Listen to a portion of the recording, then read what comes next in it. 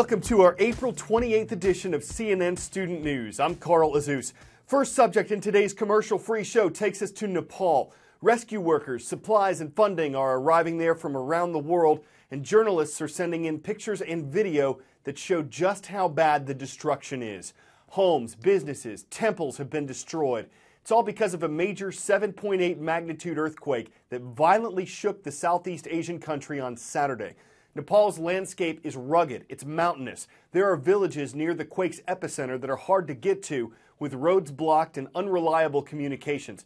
Some areas are reportedly wiped out, either flattened by the quake or buried in mudslides. The Nepalese government says it's sending helicopters to try to reach people in remote places. Oh, oh.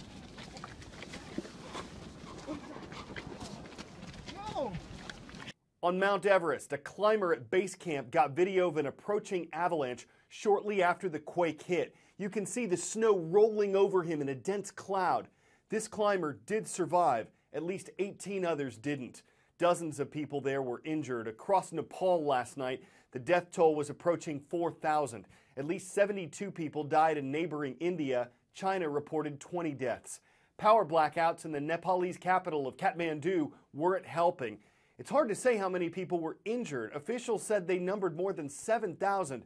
Hospitals, short on supplies, are literally overflowing with patients. That's part of the reason why CNN's Dr. Sanjay Gupta, who traveled to Nepal, was asked to operate. We're in the sort of drive area of a building wasn't actually functioning as a hospital. This has become a hospital because there's been such tremendous demand.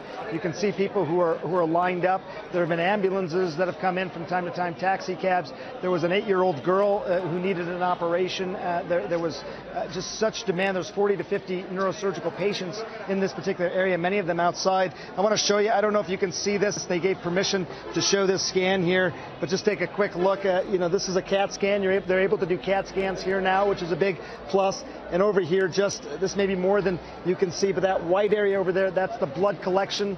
It's called an epidural hematoma. It's basically bleeding on top of the brain.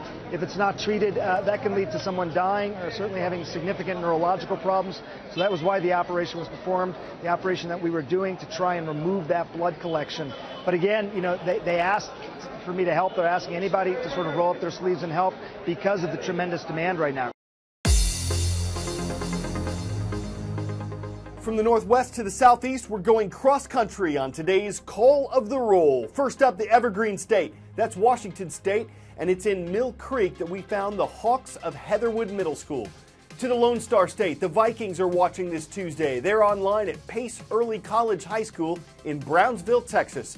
And in the Orange State, we've got the Panthers with us today. Sarasota, Florida is home to Oak Park High School. Yesterday afternoon, riots broke out in Baltimore, Maryland. Police say protesters attacked them, injuring 7 officers. Some had broken bones, one was unconscious. It was the same day as the funeral for Freddie Gray. He was a 25-year-old African-American man who died on April 19th, a week after he was arrested. The circumstances surrounding his arrest, his wounds, his death, they're still unclear. But many protesters blame police. Initial demonstrations were largely peaceful. Yesterday's weren't. Police cars were destroyed. A pharmacy was looted. When we produced this show, Baltimore was unstable and unpredictable. Teachers, you can find the latest on this at CNN.com.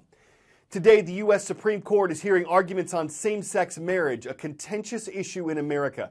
It's currently legal in most states, in many cases because judges ordered it to be.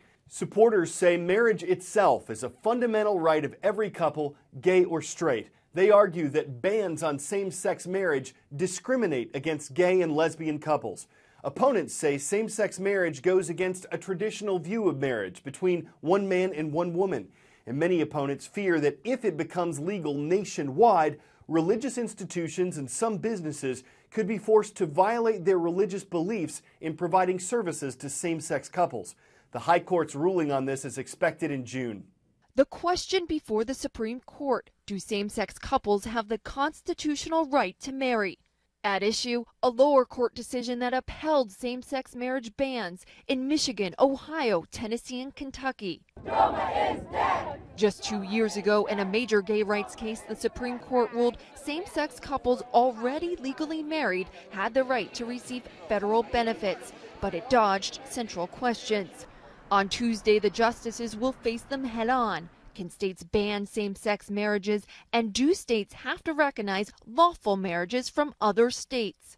Those who are pushing for legalization of same-sex marriage nationwide say state bans violate equal protection under the law.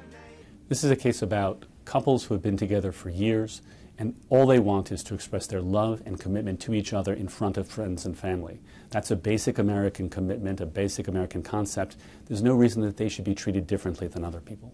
But John Birch will argue before the court the state bans should remain, saying this isn't about how to define marriage, but who decides.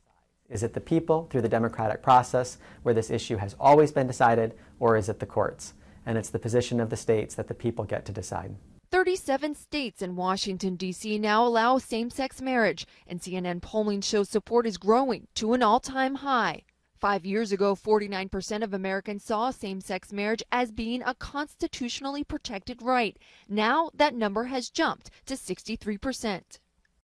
Robotics is changing quickly and dramatically. On April 1st, you can find the show in our archives. We covered how scientists were using a sort of radio transmitter to control living cockroaches. The goal was to use them in rescue operations. As technology gets smaller and more powerful, even tinier robots, synthetic ones, could help people internally. When we think of robots, we think of factory floors in science fiction movies. In these underground research labs in Zurich in Switzerland, the approach has been radically different. Robots so small, so miniature, they're barely visible to the eye and able to go places almost beyond our imagination. We're making micro and nano robots that are guided by externally generated magnetic fields for use in the human body.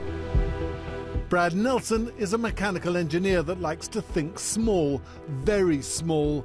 He's a pioneer in a field that's only existed for the last decade or so, nanorobotics.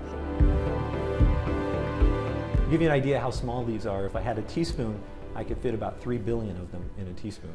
So. 3 billion. It's kind of unimaginable. It is kind of unimaginable, yeah. Well, the first challenges were how to make these things move. The inspiration comes from nature, the E. coli bacterium in particular, which is propelled along by a rotating tail, or so-called flagellum. Now, we can't make that motor. We don't have the technology for that. But what we brought in were some lessons we'd learned about magnetic fields and using magnetism to move these things. So we actually take these flagella and we magnetize them. And then we have a special rotating field, a special type of magnetic field we generate, which allows them to swim. Having cracked propulsion, Nelson and his team worked on refining how the nanobots moved, how they danced. A waltz orchestrated on a nano scale. The nanobots are all manufactured in ultra-clean rooms like this, specially lit for the purpose. Machines to maneuver them about are also being designed and built. The target market is healthcare.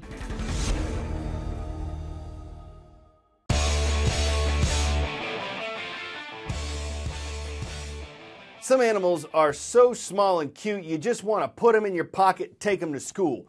This ain't one of them. Say hello to Mollusc quama sp, better known under the nickname pocket shark. It's 5.5 inches long, but it's not called pocket shark because it could fit in your pocket.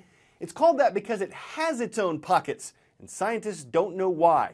This is North America's first known specimen of a tiny shark.